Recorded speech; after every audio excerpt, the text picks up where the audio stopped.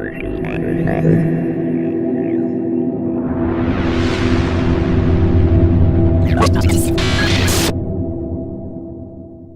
guys, NES Addict here. On this episode of Retro Rewind, we're going back to May and June of 1989 to talk about issue 6 of Nintendo Power with the Teenage Mutant Ninja Turtles. So please be kind and Retro Rewind.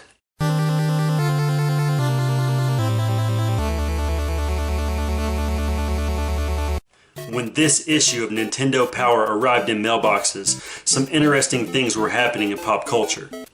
The silver screen was booming with blockbusters, such as Indiana Jones and the Last Crusade, Ghostbusters 2, Honey, I Shrunk the Kids, and Michael Keaton and Jack Nicholson went head-to-head in Tim Burton's Batman.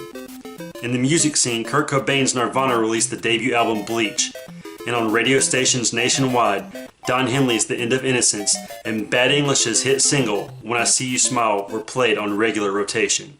To start off, let's take a look at this cover. What better way to kick off summer than with the green mean fighting machines, the Teenage Mutant Ninja Turtles, Leonardo, Donatello, Michelangelo, and Raphael. One of the things I think Nintendo Power did really well was using the more familiar turtles than using the red bandana scheme turtles that you saw in the box art of the video game. I know when I saw this I was excited. With an amazing toy line and cartoon to match, how could this game go wrong? Let's take a look at the mailbox section. Oh, this is funny. Someone sent in a recipe for Mike Tyson's Punch. 2 cups of strawberry Kool-Aid, 2 cups of raspberry Kool-Aid, 2 cups of ginger ale, 1 box of frozen strawberries. Makes 12 4-ounce servings. I bet this was a hit with Nintendo-themed birthday parties everywhere. Get it? A hit? And check this out. Someone sent in a rap to Nintendo Power. It says, I made a rap for you. I hope you and all the NES fans will like it. It's The Legend of Zelda and it's really bad. The creatures in the game are really rad. Wait, wasn't this in a commercial I've seen already? Did you see the latest Nintendo newsletter? Whoa, nice graphics. I'd like to get my hands on that game. You mean you haven't played it yet? We can play it on my Nintendo Entertainment System. It's The Legend of Zelda, and it's really rad. Those creatures from Ganon are pretty bad. Octoroks, Tektites, Levers, too. But with your help, our hero pulls through. Yeah, go Link, yeah, get Zelda. Awesome. Intense. The Nintendo Entertainment System. Your parents help you hook it up. The Legend of Zelda sold separately. Like, did this kid add on to a pre-existing rap, or did he create it and then Nintendo took all the credit? Who knows? Nice sweater vest, Andrew. Immediately on the next page, Teenage Mutant Ninja Turtles is featured. As a child, I didn't really care for this game despite my love for Ninja Turtles. As a matter of fact, I got this game for Christmas of 1991 and took it back the next day for a pair of green and purple Veriflex rollerblades. One of the problems I always had with this game were the enemies. While there were some foot soldier looking characters, Bebop, Rocksteady, and Shredder, who the heck were these other guys? Like the Giant Frog, and Robo, and Chainsaw Maniac, and Fire Freak. I always just assumed they were from Dimension X. The other problem was I could never get past the damn level. Not the damn level, but the damn level. You know what I mean. Either the pink electric seaweed killed me, or I typically ran out of time. Maybe if I'd actually gotten this issue of Nintendo Power and seen this extensive layout of the damn level, I could have gotten past it, so I could have planned out my route before I actually played it. So here's an interesting little thing I found. They actually spelled Splinter's name wrong. They called him Sprinter. I'm not even kidding. How come the editors didn't catch that? Other great tips in this were a bird's eye view map of the van level and where to find scrolls so you could beat the dreaded Technodrome.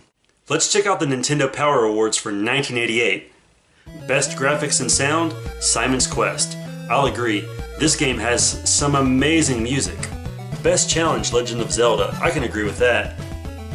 Best Theme and Fun, Super Mario Bros. 2. It has a great theme and it is pretty fun. Best Character, Zelda 2, The Adventure of Link. I might have picked Simon Belmont for this one. Best Player versus Player. What else could it have been than a sports game? This went to Blades of Steel. Best Player Control, Super Mario Bros. 2. I understand why they picked this, as each individual character had their own strengths and weaknesses, and each one controlled amazingly. Best Ending, Super Mario Bros. 2. It has a pretty interesting ending. I've actually never beaten this game, but I know what happens.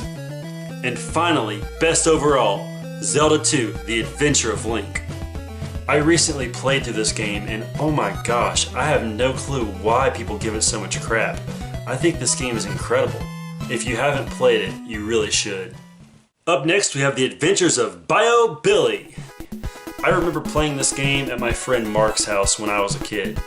I own it now, but haven't put much time into it, so I really don't have much to say about this game, other than the fact that I've always thought it was a Crocodile Dundee ripoff. I've never noticed this before, but on the second page, Bio Billy is holding a monkey by the tail. That looks like a really good way to get pooped on.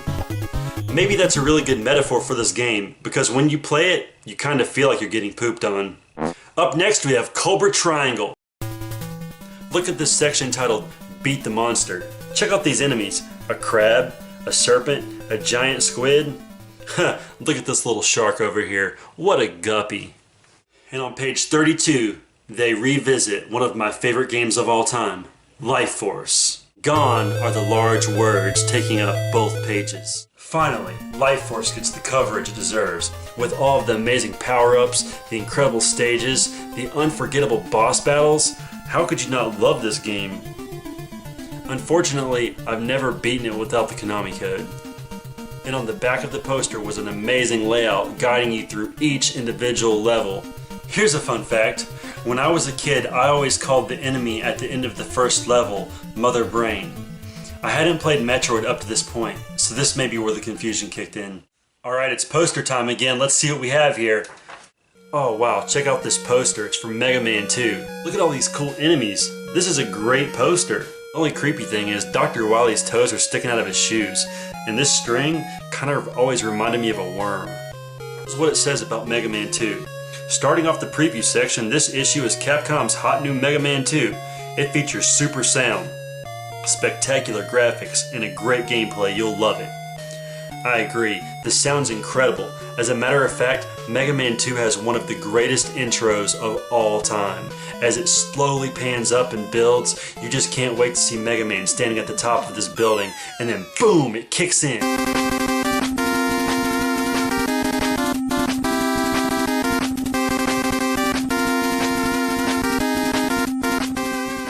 So on page 50 they review Clash at Demon Head. I hear raving reviews about this game, but sadly have never played it and don't own it yet. This guy's name is Gaz. Listen to this. The motorcycle monster. When his horn is fired on, he'll go berserk. Use some quick dodging or you'll get flamed out. Or you'll get the middle finger. Either way. Oh, up next we have Howard and Nestor. The Howard and Nestor cartoon actually gives you a tip of where a 1-up is on Ninja Gaiden. It's also pretty funny because it shows the eagle stopping Ryu Hayabusa, who's actually Howard Phillips. Don't they know ninjas never wear bow ties? Alright, the Counselor's Corner. Here we have Greg Lauder. Became a game counselor May 1st, 1988. Hobbies: skiing, softball, arcades, and flying. How does he have time for that when he's playing all these games? And Steve White, who has a Magnum PI mustache. And Tom McConneville, who looks like he should be on a child predator list. And the power name, Shannon Taylor, where both of your names are first names. Listen to this stage select for Ikari Warriors. As soon as the characters on the title screen stop firing and the 1-player, 2-player message appears on the screen, press the following buttons on the controller.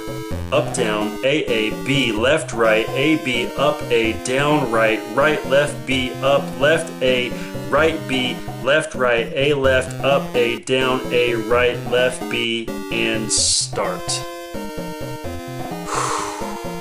Here's a useful tip on page 58. How to defeat the Darknuts and Wizropes. They actually teach you to hide in the doorway and attack when the enemies come by. But don't go too far back or you'll have to re-enter the room facing them all over again. And on page 60, they show you how to get through Act 4 and 5 of Ninja Gaiden, leading you all the way up to the most ruthless levels of Ninja Gaiden ever, level 6, where if you die at the enemy, you go all the way back to the start. It's brutal. Jack Leo's no joke. And on page 68, there's a short story by Robbie H. Lawton entitled Friends. The premise of the story is Robbie gets sucked into the television to help Link, while his mother, unknowingly in the next room, makes dinner. Robbie has to fight off hordes of Tektites, Wizrobes, and Darknuts. It's actually a pretty creative story in the way most kids probably felt when they played The Legend of Zelda. You were there with Link, helping, guiding him through each dungeon, trying to save Zelda. And on page 70 they cover the top 30, with Zelda 2 The Adventure of Link at number 1, Super Mario Bros. 2 at number 2, and The Legend of Zelda holding tight at number 3. Contra at 4, Track and Field 2 takes number 5, Blaster Master 6, Metal Gear 7, Bionic Commando 8, Metroid 9, and Rampage ends it off at 10. So here on page 74, Nestor gives Professor Nestor's Father's Day lecture today, for kids only. This is basically a glorified ad trying to talk kids into buying their father's Nintendo games. I wonder if my daughter will do that for me when she's old enough. One of the craziest things I've ever found in any of my Nintendo powers is this random picture. Who are you, ma'am? On page 92 in the journal section, they talk about a whole new world. And I'm not talking about the song from Aladdin. It says, wouldn't it be great if you could go into an awesome looking store that is virtually an entire world of Nintendo? Imagine being in a world where you could eat, drink, sleep, and wear a Nintendo. How I would long to go back to those days. And in the movie section on page 93, they cover my favorite movie of all time, Batman. I remember my father taking me to see this in theaters and it being such a big deal that I actually got to go as I was only 8 years old when this came out. In the celebrity profile section on page 94, Holly Robinson from 21 Jump Street also pushes the Nintendo Power line. Of course she does. Gumshoe is my all-time favorite game, says Holly enthusiastically, but it's so hard. I haven't been able to save Jennifer. I don't even know what she looks like. Maybe this is Jennifer. As a kid, I always wanted to be featured in the video spotlight, but I never had the patience to beat an NES game.